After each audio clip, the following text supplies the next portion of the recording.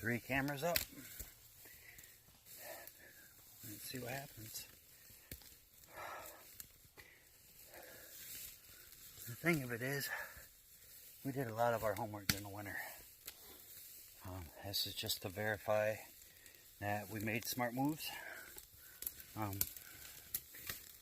We don't overhunt our places.